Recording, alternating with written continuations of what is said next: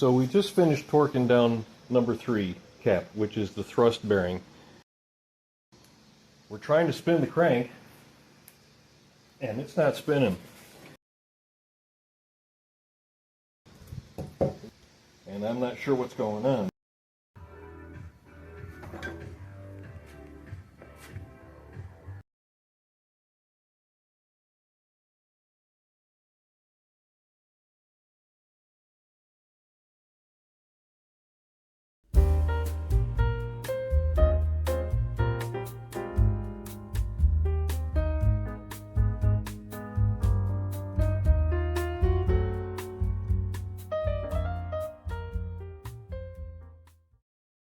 Cars today have just lost their personality.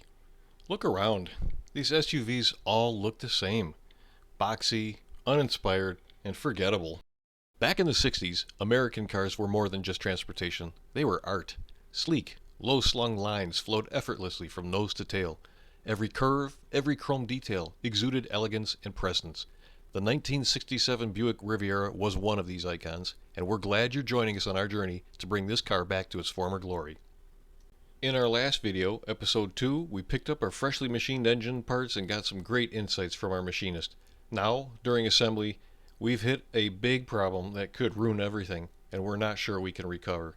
Keep watching to see what happens, and subscribe so you don't miss what's coming next.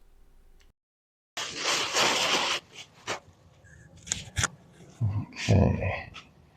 Oh, very nice. Okay, so for our viewers at home, it is a 430 cubic inch V8. It's been bored 30 over. Main journals have been line honed, cleaned up. We had a little bit of an issue with the center cap. It was crooked from the factory.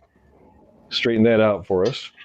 So what we're going to do here is, because you can't trust parts anymore, not like back in the old days where when you bought something, it was, what it said on the box. It's not the case anymore. So what we're going to be doing here is taking off all the main caps, putting in the bearings for the crankshaft, putting the crankshaft in very carefully, the other half of the bearings. We're going to torque things down with Plastigauge, which is basically a way to measure the clearance between the crankshaft and the bearings. We want to make sure that the clearances are correct. If they're not, we got more machining to do. But if they are correct, we can proceed with the build. Plastigauge is a fast, simple way to measure the critical oil clearance in engine bearings like your rod or main bearings. It comes as a thin, wax-like strip that you lay across the dry, clean bearing journal. You install and torque the cap exactly to spec, then carefully remove it without rotating the shaft. This crushes the strip. The resulting width of the flattened strip is matched against a calibrated scale on the packaging. A wider strip means less clearance, a thinner strip means more. This gives you a fast visual check to ensure your oil clearances are perfect for reliability. So why don't you go ahead and pull out the thrust bearing. That's got the hole in it, right? And the other side does not. Notice, one half has the hole and the oil pressure passage. The other side does not. The whole side matches up with the block, because there's a hole. There's the matching hole. Also, oh, sorry, wrong spot, wrong spot. This is the thrust bearing. Should be this way. See this feature here? It's machined into the block. That is meant to fit with that bearing. So go ahead and push that in. We want to make sure that the ends of the bearing are flush with these surfaces where the cap mates up. And of course, the hole should also line up at that point as well. No oil underneath, oil no on top. Oil underneath. Never, ever any oil underneath. So push that in nice and tight, nice and snug. And it only will go in one way. Notice this key here, this key feature. There's a machined recess in the block to accept the key on the bearing. The other side does not have that. So that is the correct way to install the bearing. Okay, next.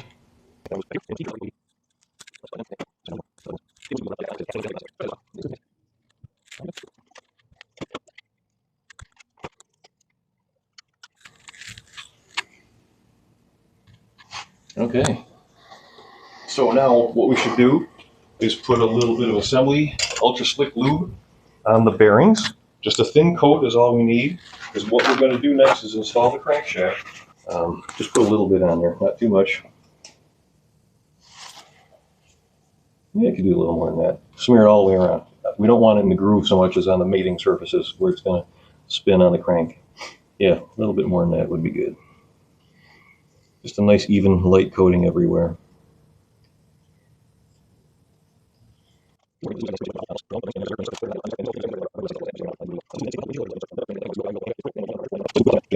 Very good. Okay. All right, how's that looking? That looks good. That looks good. Now we're prepping the rear main seal. Instead of using the original rope type seal, we're using a modern Viton seal. Seal technology has come a long way, so this is the better choice for long-term reliability. We're applying ultra gasket maker as recommended by the seal manufacturer to the backside of the seal where it sits in the block.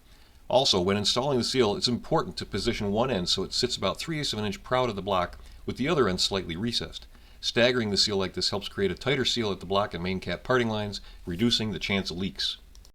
So now we're prepping the rear main cap. It's important to remove any sharp edges that could cut or damage the seal. So before installing the top half of the seal, we're carefully breaking the edges around the seal recess in the cap to ensure a smooth, clean fit.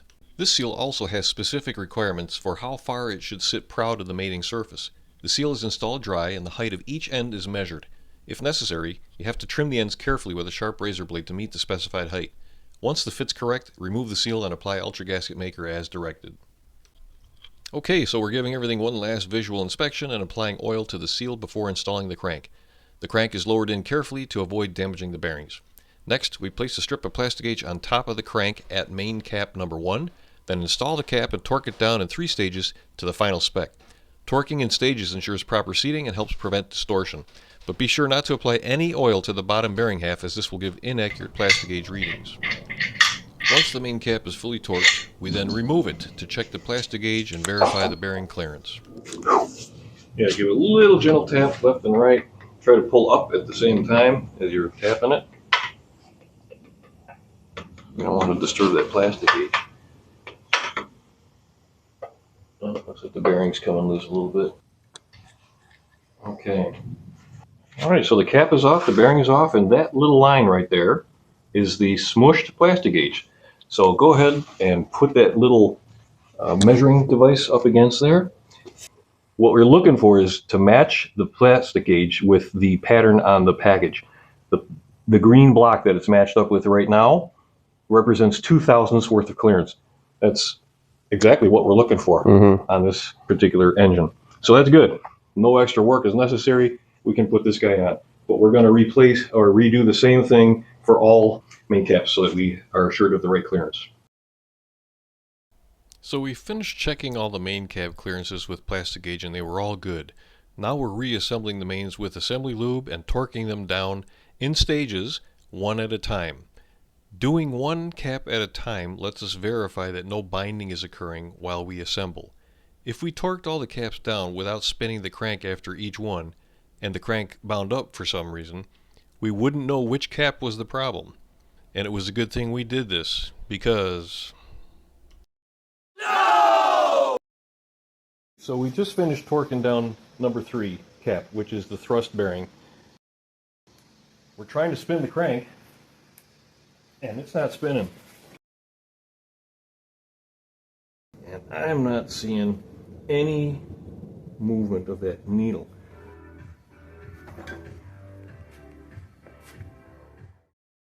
So what is going on? Why is the crank binding? We checked the clearances and they were within spec.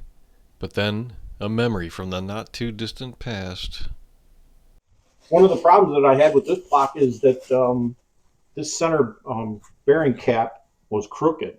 So I was having a real hard time line honing this thing and getting it as straight. So when you put the crank in and you check thrust on it, double check and make sure that you have between 3 and 9 thou thrust. Okay. So if you don't, then what you'll have to do is you'll have to take the bearing out and sand it a little bit until you get the correct thrust on it. Okay. All right, so my son was asking what exactly is going on here. I don't know if this is going to come out on camera very well. I'll intersperse some still images so you can see that better. But basically what's happening is this cap, the number 3 cap, the thrust bearing cap, these mounting surfaces are crooked, for lack of a better term. There's actually low spots here on these faces that when you put this cap in place and torque it down, it actually cocks this way towards the back of the engine. Many people think of metal as super rigid, stiff, but when you're torquing metal down at these forces, the compressive force on this cap could be up to 13,000 pounds of force on here, and we're not even talking a square inch, so it's even higher than that. But metal's compliant. It will twist, it will move, it will shift a little bit. Only a few tenths of a thousandth of an inch, but that's enough in cases of tight clearances like this. So what's happening is, because there's not enough metal on this cap over here at the low spot, when we put this cap on and torque it, it's cocking backwards like so. The machine shop knew this and compensated for that, and they line honed all the crank journals with this cap in that condition, because there's nothing you can do. There's really nothing you can do. If you machine this even more, now this arc centerline has shifted towards the camshaft. No good. You'd have to remachine all that, which means you have to remachine the thrust faces, which means then you have to line bore everything again, and it's probably already at max condition. There's no meat left. And for Buicks, you cannot get bearing with oversized ODs. They're not available. So this is the best we could do with an old engine. So what we'll do is put it back together, torque it down the spec, take a feeler gauge, see what kind of clearance we have between the cap thrust face and the crankshaft counterweight, and we'll gently sand the bearing until we get the required amount of clearance. Okay, so we've got 1, 2, 4, and 5 main caps on and torqued. The crankshaft spins very nicely. No binding, no hesitation there at all, no sticking. So now we get down to number 3 bearing and checking out what the clearance is with feeler gauges. So we're going to install that, torque it down, and see what kind of clearance we can find. Another issue we discovered during our research was that we hadn't been torquing the thrust bearing down correctly. To properly torque a thrust bearing, you first install the bearings and crankshaft, then snug the main caps to only about 20 foot-pounds. We had torqued it down using 3 stages to its full value, which meant that it locked the thrust bearing in place and it could not move to its settled position. Next, you're supposed to tap the crankshaft back and forth with a dead blow hammer to align the 2 halves of the thrust bearing. Once the bearings are properly seated in parallel, preload the crankshaft against the thrust bearing using a pry bar or screwdriver. Then torque the thrust cap bolts to the manufacturer's specified value using 3 stages. We hadn't followed this procedure the first time, but on our next attempt, we did exactly that. And... Okay, moment of truth. Let's see if the crank spins now that it's torqued down. It does. It does. It's a little tight. A little tight still? All right, well, that's excellent news. Glad to see that it's spinning, because before, folks, it was locked up hard. Let's see here.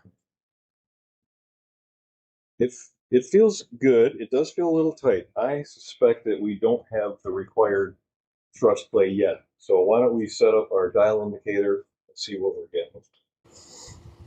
All right, so hitting it Yeah, hit it from the back. hit it from the back, going forward. Ready? Okay, hold on. We are looking at -1, but let's zero this out. Okay, 0. Now go this way.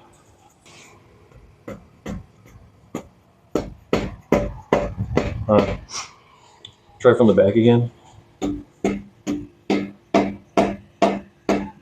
Okay, and then from the front again. We still don't even have a thousandths clearance. To achieve the correct thrust clearance, we removed the main thrust cap and lower half of the thrust bearing, and using 320 grit wet dry sandpaper lubricated with WD-40 on a nice flat surface, we begin by measuring the bearing thickness to establish our starting point. Then we gently sand one face of the bearing with even pressure using a figure 8 motion. After some light passes, we stopped and remeasured to track our progress. What do we see there? About 1049. Let's try this again. Get a couple of measurements. 1049. I want to see the dial. And over here, 1049-ish. Yeah. So we started with 1051. We're at 1049. So we've taken about 2 thousandths off up here. Let's check down here, see what we're measuring.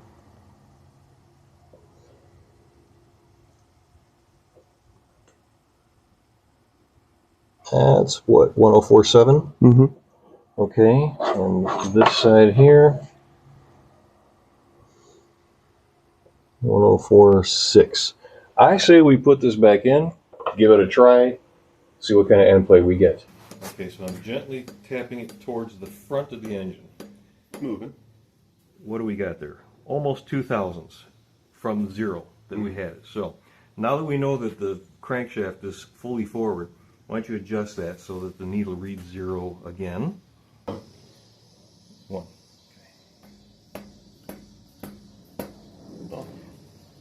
And it has moved to almost 6, so if it was at -1, 5. It's moved to +6, so we're at almost 7 thousandths of clearance, which, according to the manual, should be 3 thousandths to 9 thousandths. So we are good. So the crankshaft is in, end play is perfect, and it spins freely. Disaster averted, for now. Our next step was to put the camshaft in, but it won't fit into the cam bearings. And that's just the beginning. Wait until you see the other challenges we uncover in this build. Make sure you subscribe so you don't miss what we ran into. You won't believe them.